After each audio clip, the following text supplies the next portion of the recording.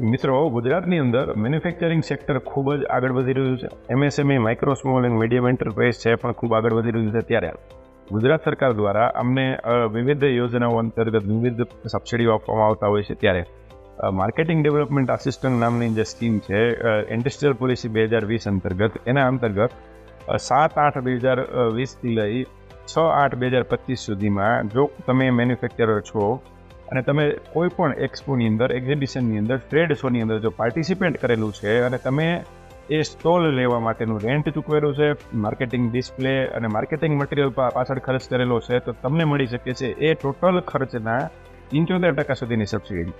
હા મિત્રો, આ 75% સબસિડી તમને મળી શકે છે. અને જો તમે આ બધા એક્ઝિબિશનની અંદર પાર્ટિસિપેટ કરેલું હોય અને છેલ્લા 6 મહિનાની અંદર પણ જો તમે પાર્ટિસિપેટ કરેલું છે તો તમે 6 મહિનાની અંદર આ સબસિડીની એપ્લિકેશન કરી શકો છો.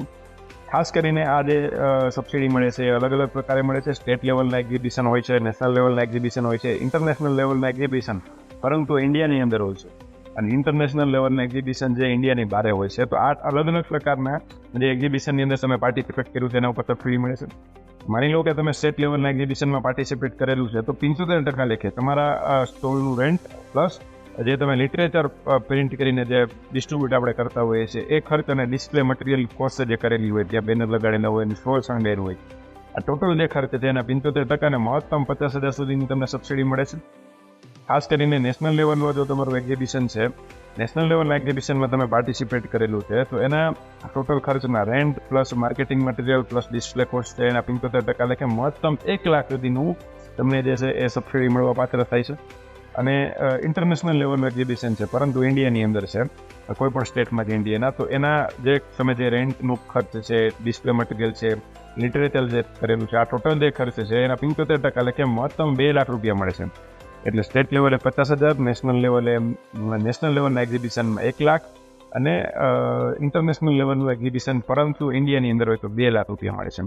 આવી જ રીતે ઇન્ટરનેશનલ લેવલનું એક્ઝિબિશન છે પણ આઉટ ઓફ ઇન્ડિયા છે, ઇન્ડિયાની બહાર છે, અબ્રોડ છે, એવા કેસની અંદર તમને મહત્તમ 60% જે છે એ કોસ્ટના મળતા હોય છે. એની અંદર ટોલ રેન્ટ, મટીરિયલ જે તમે ડિસ્ટ્રીબ્યુટ કરેલું છે એ અને ડિસ્પ્લે મટીરિયલ, આ બધાનો ખર્ચ છે એના મહત્તમ 60% લેખે વધુમાં વધુ 5 લાખ રૂપિયા મળતા હોય છે.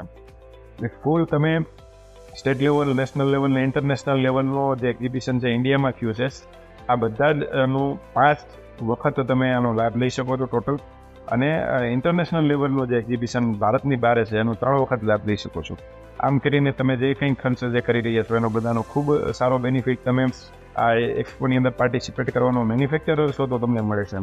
ખાસ કરીને જ્યારે ઇન્ટરનેશનલ લેવલનો જે તમે એક્ઝિબિશનમાં પાર્ટિસિપેટ કરો છો તો એ ખાસ કરીને મિનિસ્ટ્રી ઓફ MSME દ્વારા અપ્રૂવ થયેલું ટ્રેડ શો હોવો જોઈએ, ટ્રેડ પ્રમોશન ઓર્ગેનાઇઝેશન એને, અથવા તો EEPC, federation of Indian export organisation અથવા તો SLET દ્વારા આ અપ્રૂવ થયેલો ટ્રેડ શો હોવો જોઈએ, એ ખાસ જોવું પડતું હોય છે.